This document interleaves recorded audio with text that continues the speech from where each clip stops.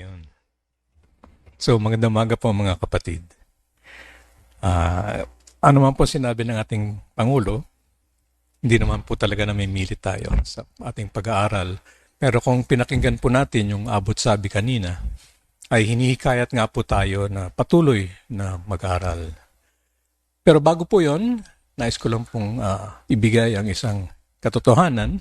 Alam po ba ninyo sa darating na ika-19 ng Enero, ay 9 ng taon na tayong mayroon ng ganitong pag-aaral? Ganun na po katagal mula nung sinimulan natin itong tinatawag natin na In-Session Spiritism 101. Open forum ng kuro-kuro. At umasa naman po ako na kahit paano ay naging malaking tulong para sa atin na palawigin yung ating kaunawaan sa Spiritismo. At ngayon nga po ay atin pong tatalakayin, yun pong tinatawag po na batas naturalesa o moral laws. Nakasama nga po dito yung sinasabi tungkol sa masama at mabuti.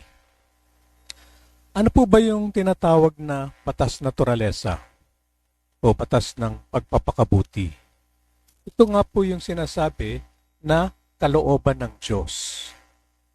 Nung nilikha po ng Diyos ang universo, kasabay na po niyang inilatag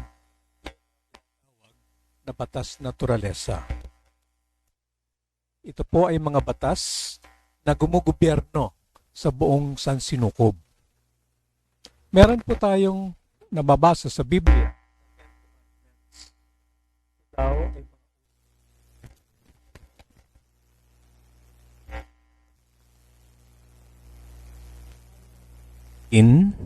Ang mga batas na ito,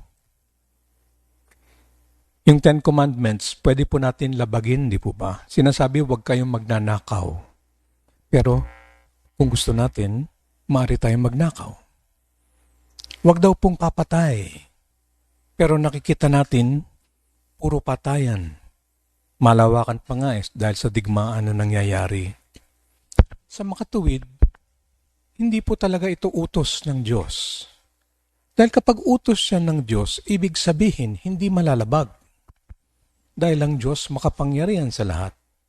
Kung kaya nga, sasabihin siguro natin, hindi pala ito mga batas.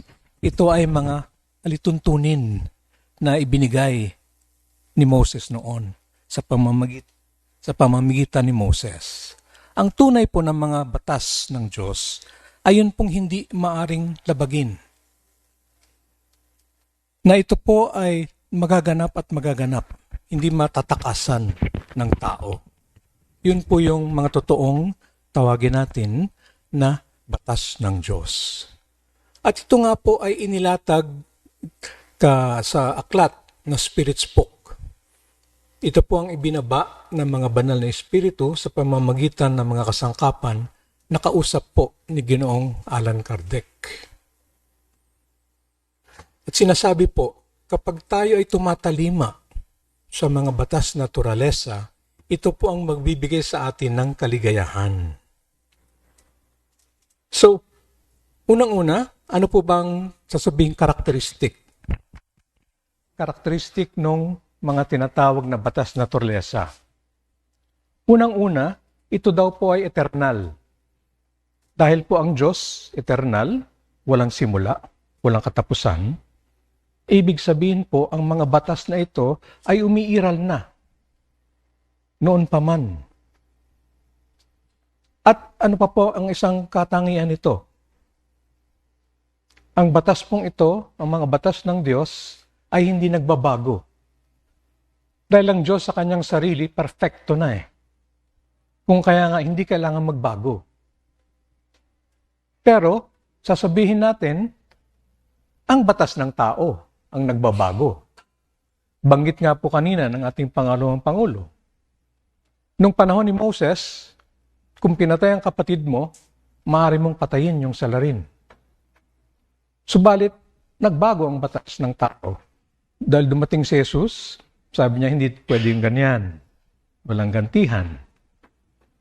Hayaan mo na ang ustisya ng Diyos. At makikita nga po natin yan sa batas ng tao dahil nung sinaunang panahon, meron pong death penalty. Sa kasalukuyan po, dito sa ating bansa, wala na. At sa karamihan ng mga bansa sa daigdig, tinatanggal na rin po yan. So makikita po natin, nagbabago ang batas ng tao.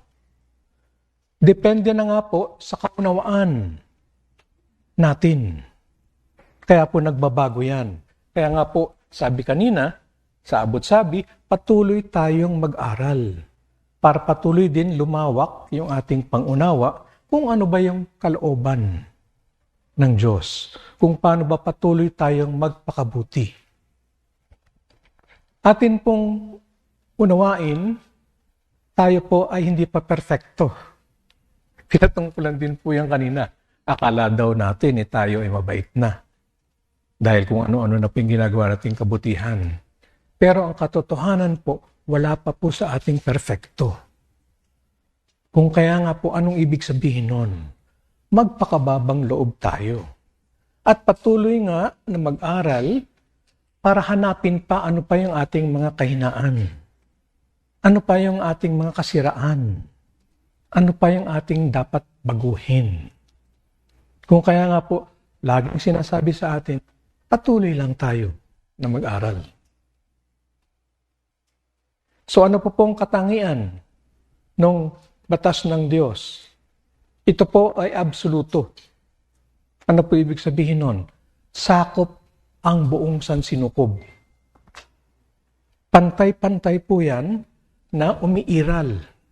Wala pong espesyal na iba yung batas ng Diyos para sa mayayaman, iba para sa mahirap. Iba para sa lalaki, iba para sa babae. Hindi po. Pantay-pantay ang application niyan o pag-iral niyan sa bawat isa sa buong sansinukob. So yung dati po na yung mga lalaki mas kataas kaysa sa babae, hindi labag po yun. Kaya ngayon po sinasabi, pantay-pantay ang mga kasarian. So, yun po yung sinasabi nga natin na mga tunay na batas ng Diyos. Natural law, kung tawagin. Batas ng kalikasan. Dahil nga po sinasabi, ang Diyos ang lumikha ng buong sansinukob sa makatuwid yung mga batas na umiiral sa sansinukob ang batas ng Diyos na siyang lumikha ng lahat. Ngayon, sinasabi ngayon, kung batas ng Diyos yan, pwede ba labagin?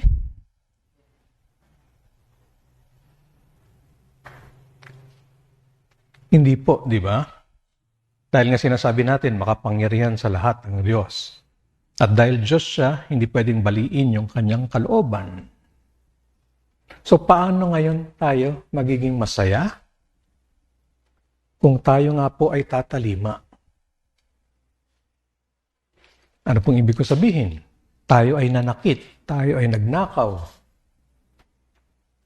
So magagawa po natin yan dahil meron tayong free will. Binigyan tayo ng malayang kalooban.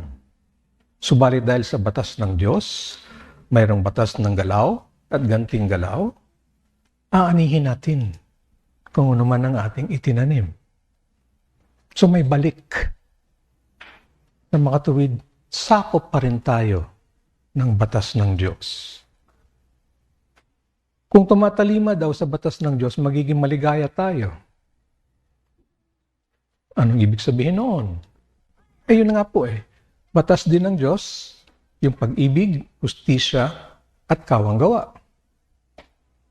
So kung tayo pa tumutupad yan, ang bumabalik sa atin ay maganda din. Irerespeto natin ang karapatan ng ating kapwa, irerespeto rin tayo. Tumutulong tayo sa nangangailangan, kapag tayo naman ang kulang, tayo rin ay tutulungan. Hindi po ba kayo magiging masaya kapag gano'n ang kalagayan? Pero bakit hindi ganon ang ating daigdig ngayon? Dahil nga po naghahari pa yung kataasan. Inuuna natin yung ating sarili. Kaya nga, anong babalik sa atin? Luha at tinagpis. Hindi po tayo magiging masaya. Dahil hindi po tayo tumatalima. doon sa batas naturalesa. Sa mga susunod po na linggo, tatalakayin po ninyo kung ano-ano yung mga batas na yan. At mayroon doon na makikita natin, nag-a-apply sa mga buhay natin. Isa pa nga po pala, nasaan po yung nakatatak, yung batas ng Diyos? Sinabi din po kanina, sabi, nasa sa atin na yun. Ano pong sabi? Ang espiritu natin ay talsik ng liwanag, ng lakas mula sa Diyos. Sa makatuwid, paglikha pa lang po ng ating espiritu, may nakatanim ng binhi ng kabutihan. Dahil nga po lahat tayo ay nagmula sa Diyos. Yun na lang nga po, kinakailangan pong diligin. Kinakailangan pong pangalagaan ang binhing yon. Ang batas po ng Diyos, dahil nga po nakatatak na sa buong universo na kanyang nilikha, nandyan na para ating tuklasin. Hindi po ito pinagkakait kahit kanino. Anumang reliyon nyo, anumang filosofiya ninyo, nandyan na eh. Kailangan lang natin saliksikin, pag-aralan. Ano po pong sabi? Magtiwala kayo sa inyong konsyensya dahil yan ang boses ng Diyos. Sa loob natin, sa ating konsyensya, may nagsasabi na eh, mali yan. Huwag mong gawin yan. Hindi po ba? Pero hindi natin pinakikinggan. Kaya nga po, umaani tayo ng kalungkutan. So kapag naunawaan natin, mayroong mga batas na gumugobyerno, kapag alam natin ang batas na yan, magiging mas maaliwalas sa buhay natin. Nung nakaraan, sino po bang nagbigay ng example? Alam mo si Robbie ba? O si para lang po yung magdadrive kayo. Bago kayo maaaring mag-drive sa kalsada, kinakailangan maintindihan nyo muna yung mga batas ng pagdadrive. Maintindihan nyo na kapag red yung ilaw, ibig sabihin, stop. Hindi kayo pwedeng tumuloy. Dahil kung di nyo naunawaan na ibig sabihin niya, stop, dire-diretso kayo, magbabanggaan po ngayon. So, ganun din po yung sinasabi sa atin. Patuloy ninyong unawain ang mga batas naturalesa upang maging maaliwalas ang buhay nating lahat. So, yun po ang kahalagahan nun. So, bukas na po ang hapag para sa mga tanong at sagot o baka nais nyo rin pong magbati. Meron po tayong mic dito.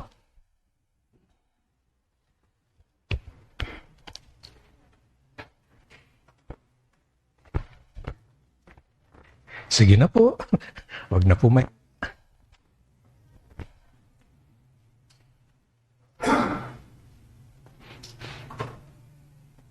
Sige po. Kapatid na Remia.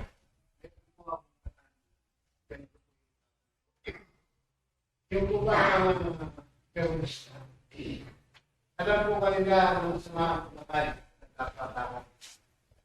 Bakit po yung mga terorista? Sa kanila, hindi po bawal yan.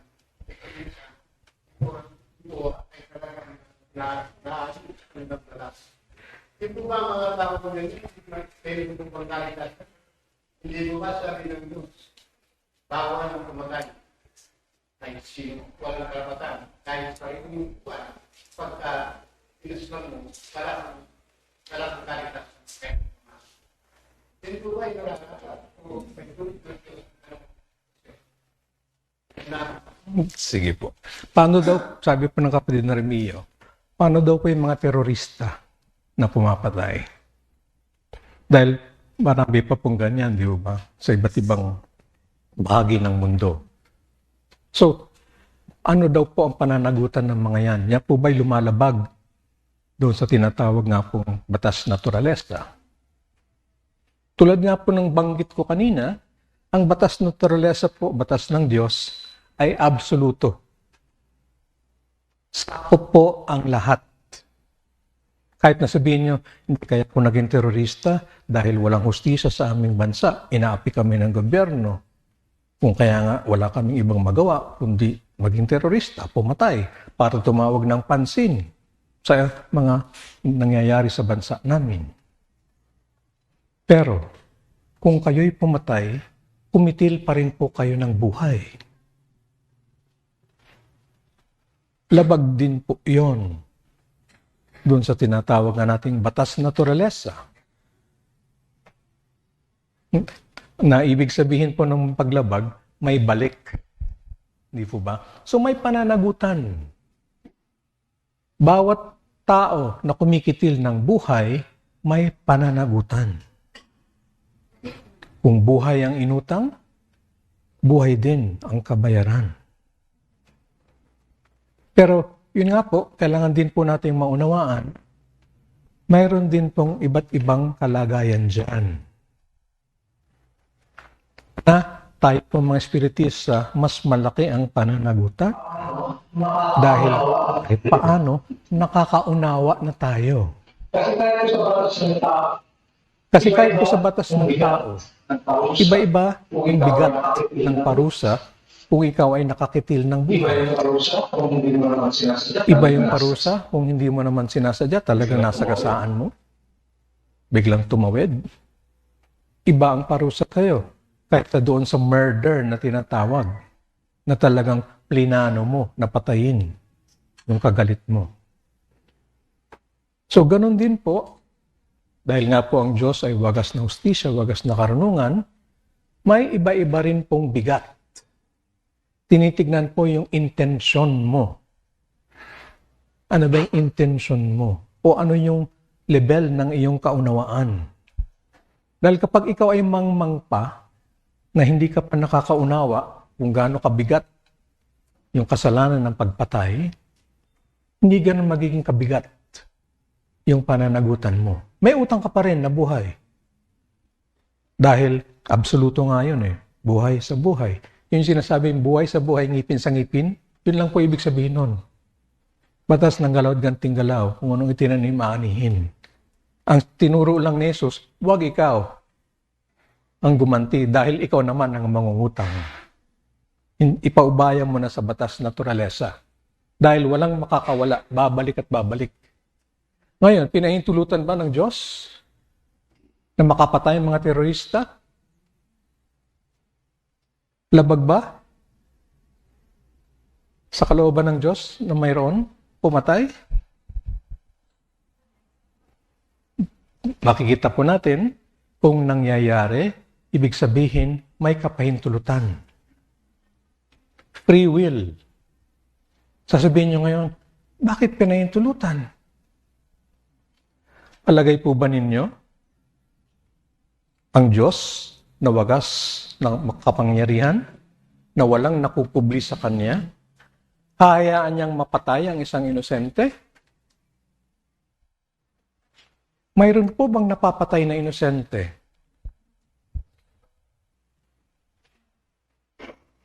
Ang pinahintulutan lamang ng Diyos na mapatay ng terorista, yun lang pong may mga utang din na buhay noong nakaraan.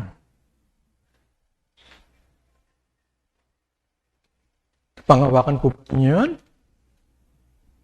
Dahil nga po naniniwala ang Espiritismo na mayroong karma at reinkarnasyon, walang inosenteng pinapatay. Ang napapatay lamang ngayon, yung mga hindi napanagot sa kanilang pagpatay nung nakaraang buhay. Dahil nga po sinasabi, walang nakakatakas sa hustisya ng Diyos.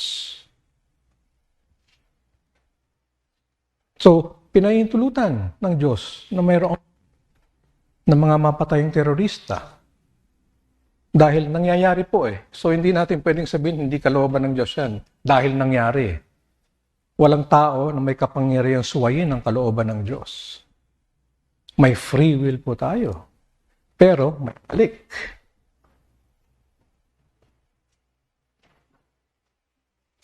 So, yung nga pong example ko nun, nung panahon ng Tokhang, napakarami pong napatay. Napakaraming pumatay.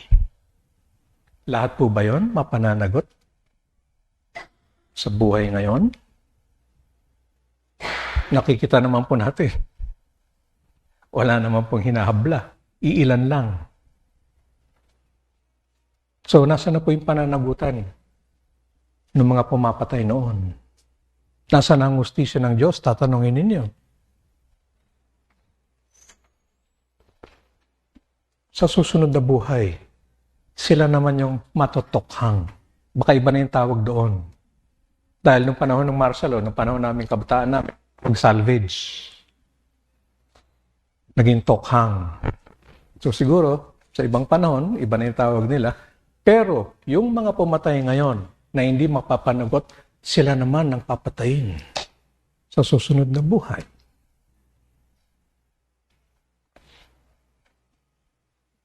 Buhay sa buhay. Kung anong itinanim, siyang aanihin. Pagbabayaran hanggang kahuli-hulihang beles. Kung kaya nga po wala namang dahilan na tayo ay magalit, malungkot, bakit walang hustisya? Bakit hindi pinapapanagot yung mga nagnanakaw sa kaba ng bayan? Hindi mapapanagot yung mga pumapatay.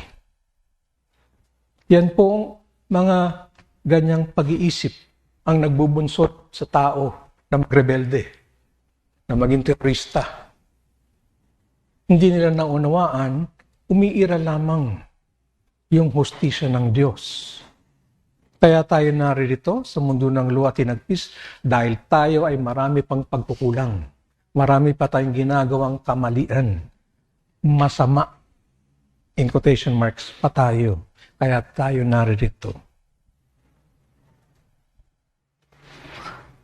Sa aming isang pag-aaral, ang mundo raw natin ay maituturing na kulungan. Dahil nga dito tayo itinapon, dahil tayo ay maraming ginawang kasalanan noon. Maaari din daw ituring ang ating daigdig ngayon bilang isang ospital. Dahil nga yung kasakitan, kakulangan ng ating espiritu, kinakailangan magamot ngayon dito. Pero pinakagusto kong paghambing, isang paaralan. Dahil lahat ng nangyayari sa atin, hindi tayo pinaparusahan.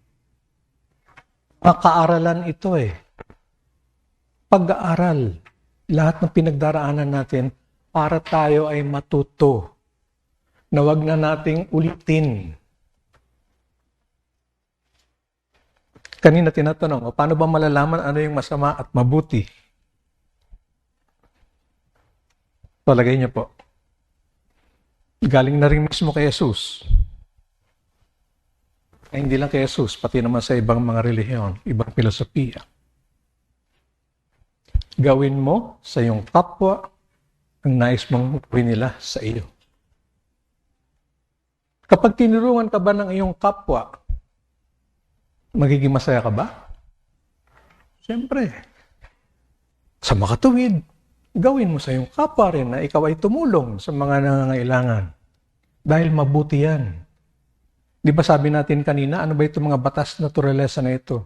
Ito yung magpapasaya sa tao. Magbibigay ng maluwalhating buhay.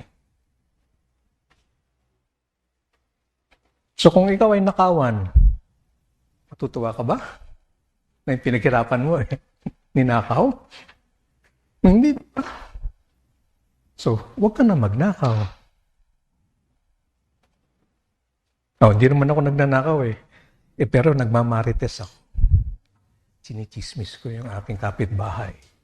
Gusto nyo ba yon kapag narinig ninyo na chinichismis kayo? Ayaw naman natin, di po ba? Huwag na po tayong maging marites. Simple lang po, di ba? Galing mismo kay Jesus. Gawin mo sa iyong kapwa ang nais mong gawin nila sa iyo. Yun ang mabuti. At yung kabaliktaran, yun ang masama. Kung ayaw mong gawin nila sa iyo, dahil ikaw ay nasasaktan, huwag mong gawin sa kanila. Dahil masama iyon.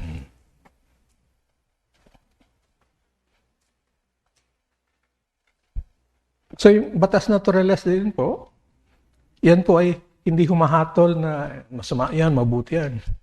Basta kahit ano ang gawin mo, babalik sa'yo. That's it. Kaya nga ang Diyos, hindi humahatol, hindi nagpaparusa. Basta may batas lang. Tayo mismo ang nagtatanim ng ating kapalaran. Di po ba? Napakadakila. Napakaganda na filosofiya. So nasa sa atin na po kung isasabuhay na natin. Na yun nga po, tulad po ng sinabi ko kanina, mag-ingat po tayo. Dahil mas mabigat na yung pananagutan natin. Alam na natin eh. Itinuturo na sa atin eh. At kapag patuloy pa rin tayo na gumawa ng hindi maganda, mas mabigat na po ang darating sa atin. Dahil alam mo na eh, ginawa mo pa rin. Kaya mas malaki ang pananagutan nating mga mag-aaral ng Spiritismo.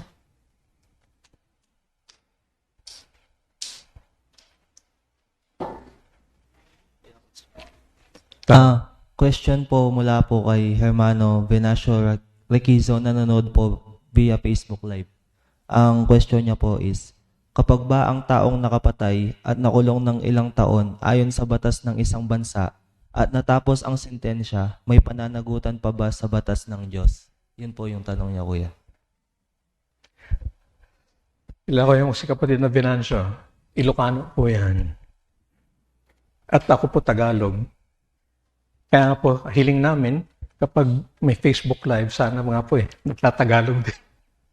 Para po mas marami ang makapakinig. So nakikinig, hindi lang po Kapampangan na nakikinig sa Facebook Live ninyo eh. So mas marami pong matutulungan, dahil napakaganda nga ng ating pag-aaral, kung as much as possible, gamitin po Pilipino, national language. So balikan ko po yung tanong ni kapatid na Ven. Kung ikaw ba'y nakulong dahil sa pagpatay ng tao, nabayaran mo na ba sa batas ng Diyos yung iyong utang? Kapatid na Lu, nasa pang magbigay ng opinion niya.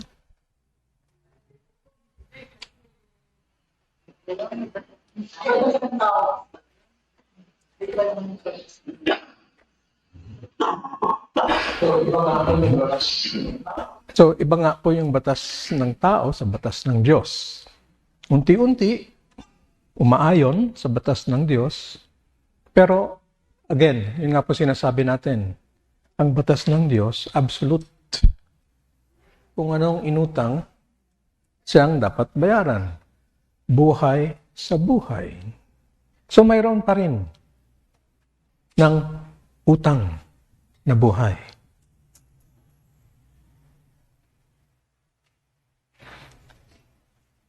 Tanggap niyo po ba yan? Hindi, kinulong na eh. Di ba? Habang buhay pa. Life in prison. O, hindi pa nagbayad na yun.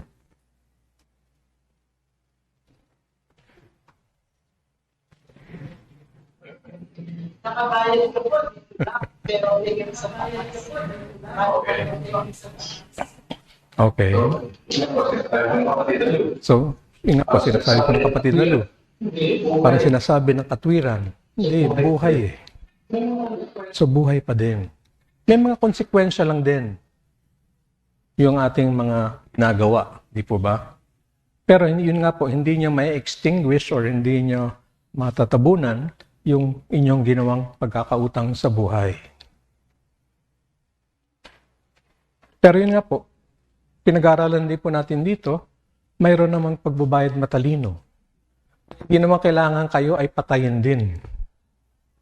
Kundi maaaring kayo naman ay magbayad matalino, sumagip naman kayo ng buhay.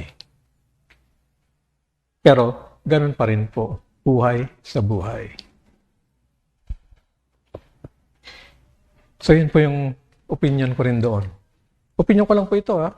Kasi mga binabahagi ko po sa inyo, kaunawaan ko lang. Hindi ko sinasabing ito ang tama. Ginagamit ko lang yung pangangatwiran ko. Kaya nga po, malaya po kayo kung meron kayong ibang opinion. Hindi ko po sasabihin na mali kayo. Kataasan po.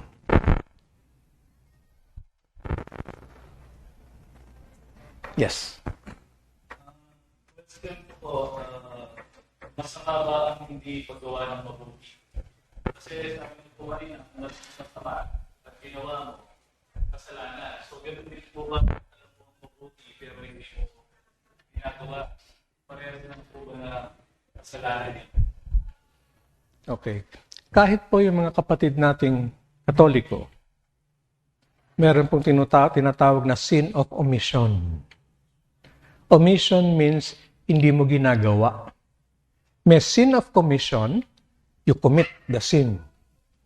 May sin of omission, hindi mo ginawa yung dapat na gawin. Ano ba yung itinuturo sa atin? Bakit tayo naririto sa daigdig? Bakit tayo nagre-reinkarnasyon? Ito nga ay para patungo sa Diyos. Anong ibig sabihin nun? Pawagasin natin ang ating sarili. Sabi nga ni Jesus, pinabanal ko ang aking sarili upang pabanalin din nila ang kanilang sarili. Tungkulin po natin na tayo ay magpakabanal. At bahagi ng pagpakabanal, siyensya y el amor. Pag-aaral, paglilinang ng ating sarili, at pagkakawang gawa. Ang pagkakawang gawa po ay amor, love in action. At doktrina nga po ng ating kapatiran, sa labas ng kawang gawa, walang kaligtasan. Dahil sabi rin sa Biblia, yung mga dalangin ninyo, kung walang gawa, baog.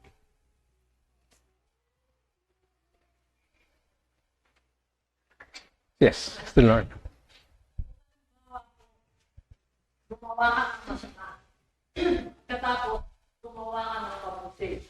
Ibig ko sabihin doon, nakapayag ka na sa gano'n.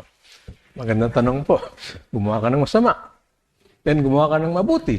Nakapagbayad ka pa. May gusto sumagot muna? Quits. Yun nga po yung sinasabi natin.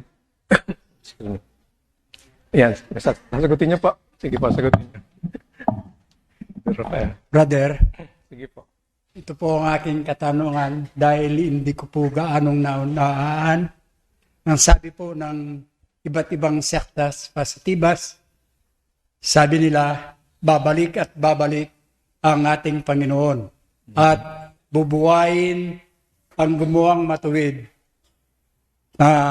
Paano po ba at kailan po ba babalik ang ating Panginoon? At paano ba bubuhayin kung ang taong gumawa ng mabuti ay lusog na ang kanilang mga katawan? Yun lamang po. Okay, sige po. So, pero bago ko po puntahan nyo, yun po muna, tapusin po natin yung tanong. Quits daw, sabi ng mga kabataan. Yun nga po yung pagbabayad matalino na tinatawag. Di ba? So, gumawa ka ng masama. Sabihin natin, nagnakaw ka ng 1,000.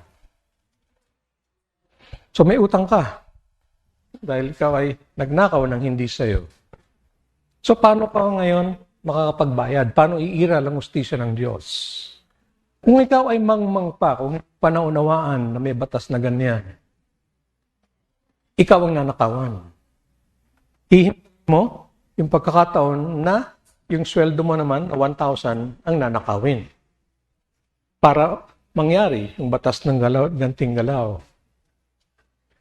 Pero kung nakakaunawa ka na, alam mo, hindi pala tama yon. So ano ngayon ang gagawin mo? Magbibigay kaya ngayon ng 1,000 dun sa nangangailangan. Pagbabayad matalino. Ano ang kawang gawa, mga kapatid? Pagbabayad matalino. Hindi natin alam ano ba yung mga naging utang ko? Hindi natin naaalala. Pero, yung katotohanan na nandito tayo sa daigdig ngayon ng luhat hinagpis, ibig sabihin, marami tayong utang na pagkakasala. Kaya lahat ng pagkakataon na tayo ay makatulong, makapagkawang gawa, gawin na natin. Sa labas ng kawang gawa, walang kaligtasan.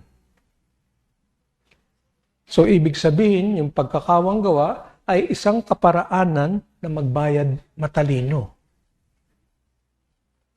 Kaya nga sinasabi, huwag kayong tumigil sa paggawa ng mabuti dahil napakarami niyo pang utang.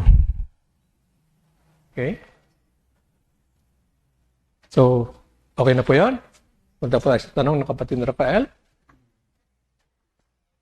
So, paniniwala po kasi ng mga relihiyon na iisa lang ang buhay.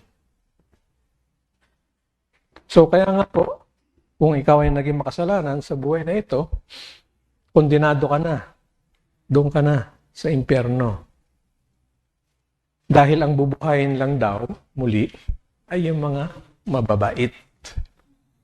Di po ba? Pero, kung sinasabi nga po natin, pinaniniwalaan, pinangahawakan natin, na ang Diyos ay wagas na pag-ibig, wala na po bang kapatawaran? Ibig sabihin, mapanghabang panahon ka na magdurusa doon sa tinatawag na impyerno? Yun nga pong ama ng alisagang anak, di ba? Nakita niyang bumabalik na. Katayin mo yung guhit.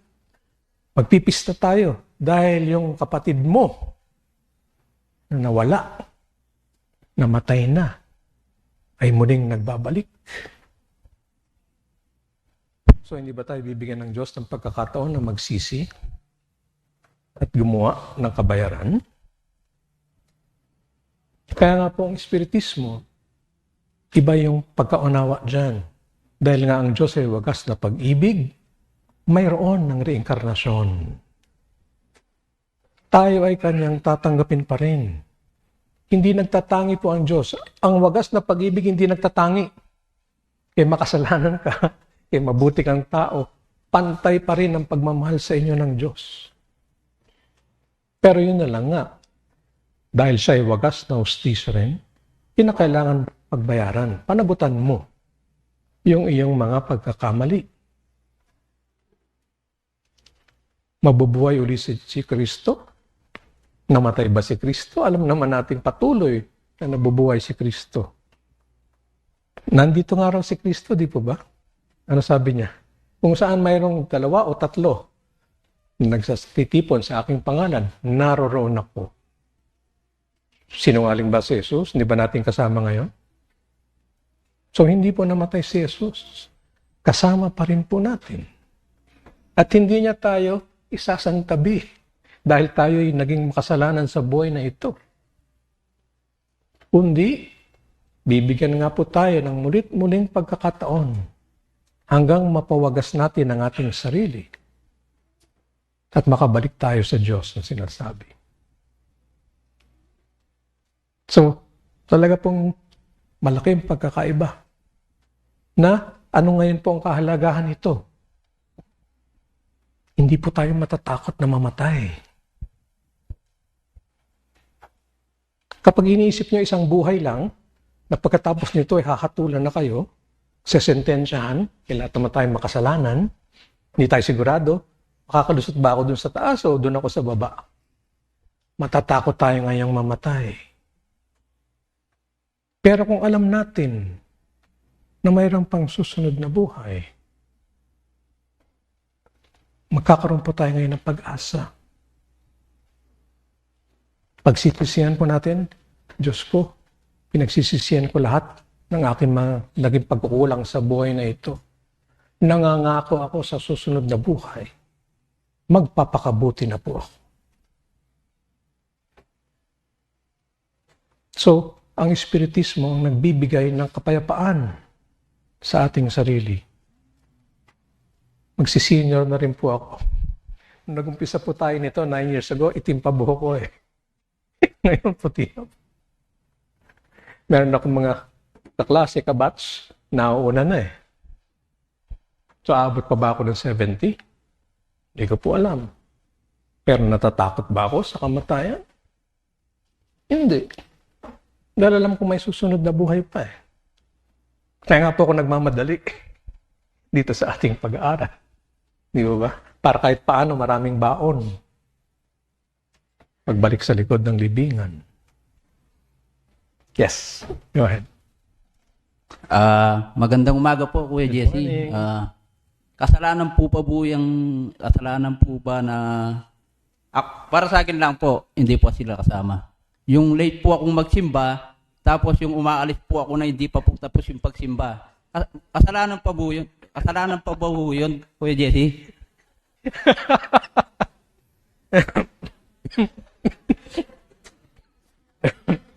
Sasabihin ni Kuya Rafael, yes. Okay. Maganda po yung tanong ng kapatid, no? Kasalanan. Yung kasalanan, gawa lang salita yan eh. Di ba ba? Na, kung titignan po natin, ano ba yung kasalanan? Ito nga yung sinasabi natin na masamang gawain na nagbubunga ng hindi maganda. Okay? Pero hindi po tayo nagkakasala sa Diyos, ha? Nagkakasala tayo sa ating pili. So, paano ngayon kung ikaw ay nalilate o aalis ng aga or nag-absent? Ano po bang nangyayari kapag tayo ay nakikipag-aral dito sa ating pulong? Tulad nga po na nabanggit ko kanina, pangako ni Jesus, kung saan may 3 nagtitipon sa pangalan ko, ibig sabihin, pinahahalagahan yung kanyang mga aral, naroon din siya. Sa mga tuwid, kapag tayo ay naririto at nag-aaral tungkol sa pagpapakabanal, nakaaakit po natin ang mga mabubuting espiritu. Sila ngayon ang gagabay sa atin. Dahil tayo kumakatok, kaya tayo pinagbubuksan. Na ibig sabihin nito ngayon, kapag patuloy at patuloy tayong nakikipag-aral, lagi nating kasama ngayon yung matataas na espiritu. At kapag tayo humahayo, paglabas dito, kung patuloy natin na isinasabuhay kung ano man ang ating natututunan dito, patuloy na sila'y sumasama sa atin. Na ano ngayon ang kapakinabangan noon? Tinataboy nila yung mga mabababang espiritu. Huwag mong gambalain, alaga ko ito, nagpapakabuti ito.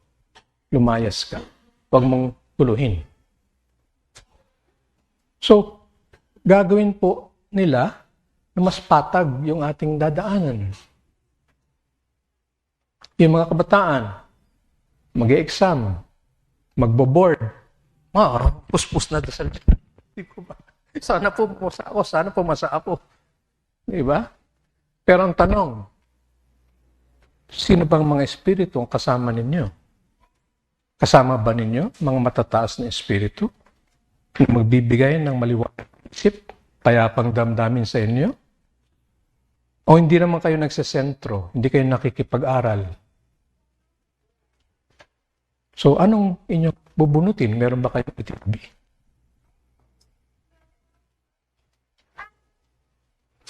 Tayong mga nagtatrabaho. Tayong mga nagtatrabaho, retired na ako. Kailangan nyo ng promotion. Di ba ba? Kailangan nyo ng aumento. Depende ngayon dun sa boss ninyo kung bibigyan kayo ng promotion. Meron ba kayong kakampi? Nakakausap doon sa spirito protector ng boss ninyo. Mabait itong alaga ko. Nagsisikap yan, nagtatrabaho ng maayos. Nagiging mabuting tao. Yung magiging aumento niya, ipantutulong pa niya yan sa kanyang kapwa. Sabihin mo sa alaga mo, i-promote itong alaga ko.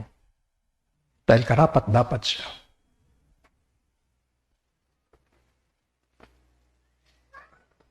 May mga kaparaanan kung paano nangyayari mga bagay-bagay. Hindi basta-basta pumapasa sa examen. Hindi basta-basta nagkakaroon ng promotion. Hindi basta-basta nananagumpay sa kalakal. Kinakailangan magtanim upang mayroon ng anihin. At kapag tayo ay patuloy na nakikipag-aral dito, lumalawak na nga ang ating pangunawa, nagiging mas pasensya tayo, kung tayo bawa ang loob, at nahahalina natin ang mga mabubuting espiritu na siyang lalong magpapalakas sa atin kapag tayo ay nangihina nagiging suhay sa atin upang hindi tayo matinag. Yan po ang kahalagahan ng patuloy at patuloy na pakikipag-aral. Sincero, ha? Hindi pumunta lang dito at hindi naman nakikinig.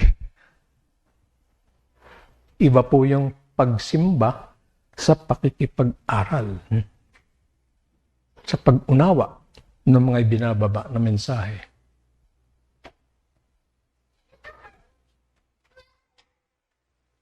So, tandaan po natin mga kapatid, sa ating patuloy na pakikipag-aral, pagsasaliksik, paghahanap ng mas malawak na karunungan, nagtatabi tayo sa ating buslo. Na kapag kailangan ngayon natin ng tulong, ng kaitaasan, mayroon tayong bubunutin. Sasabihin sa taas karapat dapat ba yan sa tulong natin? Opo, marami pong itinanim. Patuloy na nagpapakabanal. Sige. Iiral ngayon yung batas naturalesa na tinatawag natin. Dahil tandaan natin mga kapatid, hawak natin ang ating kapalaran. Hindi natin pwedeng sisihin yung mabababang espiritu, sinasabi natin, mga manghihibo. Tayo mismo ang tumatawag dyan kapag tayo gumagawa ng hindi maganda. Naaakit sila ng mga mabababang alitigtigin natin. Kaya tayo ang humahalina sa kanila. So tanungin po natin ang ating sarili. Anong uri ng espiritu ang ating hinahalina? Gumagawa tayo ng mabuti o masama? Dahil yun po ang magtatalaga kung anong uri ng espiritu ang ating makakasama. Sana nasagot ko yung kapatid. Hindi ka na magiging late. Hindi ka na aalis ng maaga. Patuloy ka nang makikipag-aral. So hindi po sa mga bata, hindi lang dahil sinasabi ng magulang, basta magsentro kayo. Dahil gusto lang nila. May benepisyo sa inyo ito. Kaya huwag kayong liliban.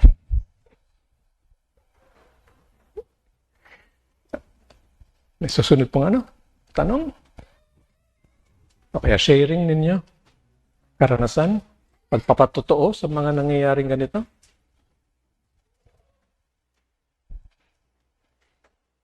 Bagong taon po, di ba? So, hinambing ko po yan. Binigyan kayo ng parang bagong canvas. Yung blanco na kung saan mag-painting o magdo-drawing. Yes, sige.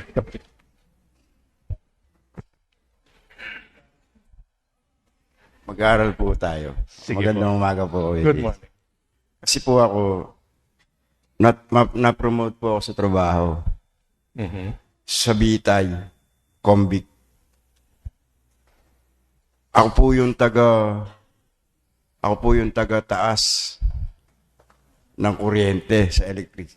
Okay. Kumbaga para bang isa po akong killer, mayroong mastermind. Ano po kaya po bang? Kagaya nung may katawan laman si Kristo na sabi ni Pilato na alam niya na wala naman siya ng kasalanan. Bakit po ba ganun ang naging hatol? Yun lang pa. Okay. So yung kay Pilato po, alam niya na wala namang kasalanan si Jesus.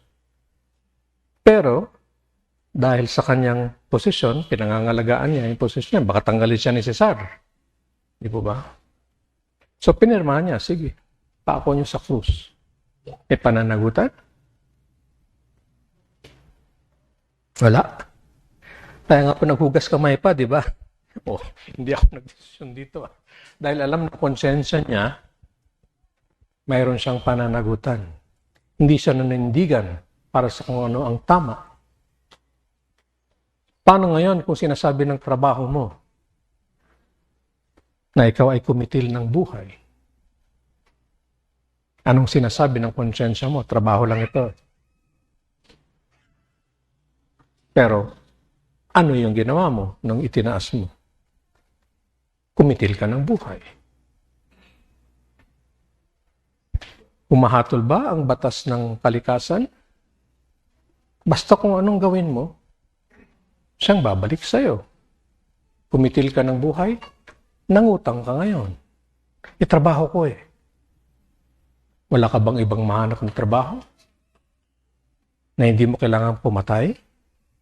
Maraming pulis, ganyang sinasabi. Nung nagtutokang inutos sa akin eh. Kahit natutukan kayo ngayon, sabihin nyo, kayo ay patrolman. Sinabi ng hepe nyo, barilin mo yun, kundi babarilin kita. So, papatayin niyo yung pusher. Dahil, teka, papatayin ako eh. Kung pinatay mo yung pusher, anong nangyari? Kumitil ka ng buhay. Mayroon ka ngayong pananagutan dahil may inutang kang buhay.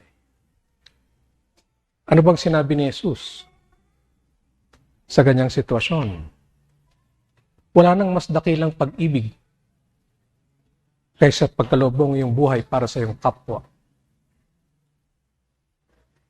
Di ba gano'n ang ginawa nga ni Jesus? Sinakripisyo ang buhay upang tayo ay maliwanagan, tayo ay matulungan.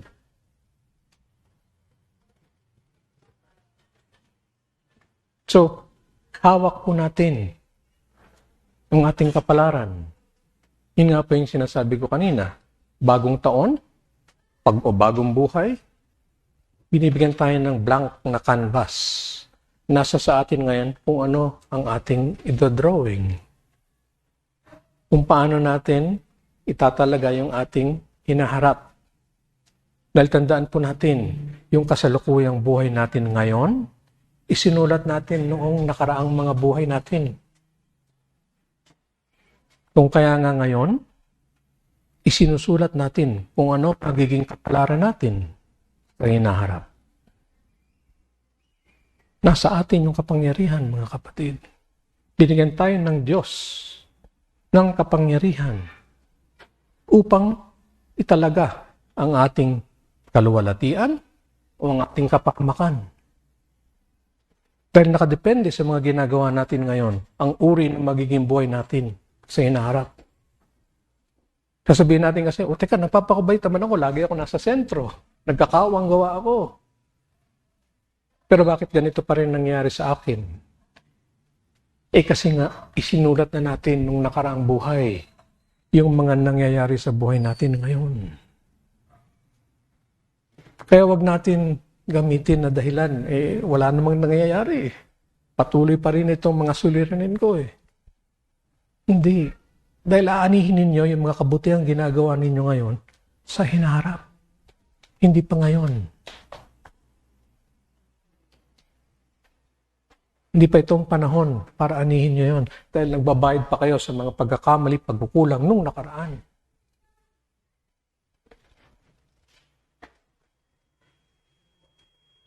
Ang bawat inkarnasyon po, ang bawat reinkarnasyon natin, ang bawat pagkasakatawang laman natin, ay isa pong pagsulong. Kahit wala po kayong gawing kabutihan sa ngayon, pero dahil sa lahat ng mga suliranin na pinagdaraanan ninyo, nababawasan yung cargo di konsensya nyo. Walang buhay na sayang. Mayroon at mayroon niyang pakinabang. Kahit man lang dun sa pagbabayad sa mga naging kasalanan noon. At isa pa pong mahalagang tandaan natin, mga kapatid, hindi po tayo binigyan ng mga suliranin na hindi natin kayang dalhin. Kahit po sa Biblia, nakasulat yan. Ano pong katwiran noon? Tinanong ko yung isang kamag-aral naming kabataan kahapon na guro. Sabi ko, anong grade tinuturo mo? Grade 1 po. So, binibigyan mo ba sa yung mga estudyante mo na exam na calculus? Hindi po. Nasa mathematics 1 plus 1 pa lang po kami. Dahil kung ginawa niya yon, sisisantin siya ng principal. Anong kalokohan yan? 1 plus 1 pa lang, bibigyan mo ng exam na calculus. Palagay niyo po ba ang Diyos hindi wagas na karunungan? ibibigay niya lang sa atin kung ano ang kaya nating dalhin. Nasa atin ngayon yung pag-unawa doon sa pagtiwala sa hustisya ng Diyos. Dahil sa mga hindi nakakaunawa, ayan, magkakaroon ng depression. Lungkot na yan. Aabot pa minsan sa pagpapatiwakal. Hindi ko na kaya. Hindi po ba? Hindi kasi naunawaan na ang Diyos ay wagas na pag-ibig, wagas na hustisya. Hindi ka bibigyan ng suliranin na hindi mo kayang pasanin. Na hindi mo kayang maalpasan. Hanapin mo lang ang solusyon. Hanapin mo lang yung sagot. Bakit nangyayari ito? Bakit ko pinagdaraanan ito? At matatagpuan yan dito sa ating pag-aaral ng Spiritismo. Dinadalisay lamang ako. Kaya ako'y magpapasalamat dahil nga tawag nating mga Spiritista sa mga ganyang uri ng mga suliranin. Ano tawag natin? Biyaya. May karamdaman ako, biyaya. Ninakaman ako, biyaya. Bakit? Kasi nga, nagbabayad utang ako. Tinatanggalan ng bigat yung aking espiritu. Kaya mahalin ang kaaway. Kaparaanan sila upang tayo ay madalisay. So, nakikita niyo po bakit mahalaga itong pag-aaral ng Spiritismo? Dahil nga po, di po ba? Pag bigla nating naunawaan itong mga prinsipyo ng karma, reinkarnasyon, itong katuruan ng Spiritismo, hindi kinakailangan na gumaling tayo, na mawala yung ating tumor ng cancer. Hindi kinakailangan na tayo ay magkaroon muna ng salapi. Hindi kinakailangan na biglang yung mga kaaway natin umalis. Hindi. Kahit ganyan pa rin ang sitwasyon. Pero nagbago ang ating pananaw, dinadalisay pala ako. Kita niyo po yung kapangyarihan na yon? Hindi kailangan magbago yung kalagayan natin sa laman, pero yung pananaw natin biglang nagbaliktad. Tinuring natin ngayon na biyaya ito na ang ating mga kaaway ay mga kapatid, mga kaibigan. Bigla po tayong magkakaroon ng kapayapaan. Bigla magkakaroon tayo ng pag-asa sa kinabukasan. Yan ang kapangyarihan ay dinudulot ng Espiritismo, ng kaunawaan sa mga batas ng Diyos. Sa batas naturalesa, sa kanyang kalooban. Kaya nga po laging habilin sa atin, tuloy kayong mag-aral. Hanggat mayroon pa po tayong kaaway, hanggat mayroon pa po tayong kagalit, patuloy pa po tayong mag-aral. Habang mayroon pa rin tayong hinanakit sa ating kalooban, sa ating mga gumagawa sa atin ng hindi maganda, patuloy pa rin tayong mag-aral. Patuloy at patuloy hanggang dumating doon sa punto na mayroon na nga po tayong tunay na kapayapaan. Na hindi na tayo nagagalit, hindi na tayo natatakot, hindi na tayo nalulungkot. Yun ang tunay na kapayapaan na may dudulot ng kaunawaan sa kalooban ng Diyos.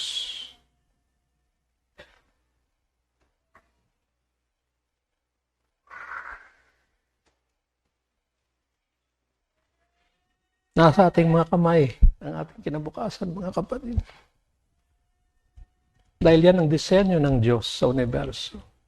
Nasa atin ang kapangyarihan. Kaya nga may free will tayo. Yun na lang nga, ginagamit natin sa hindi maganda. Dahil sa kakulangan ng kaunawaan. Pangako po ni Pangulo, hindi tayo lalagpas ng 8:00. So, meron po huling tanong? So, kung wala na po, muli po ay Happy New Year at maraming salamat po ulit sa inyong lahat.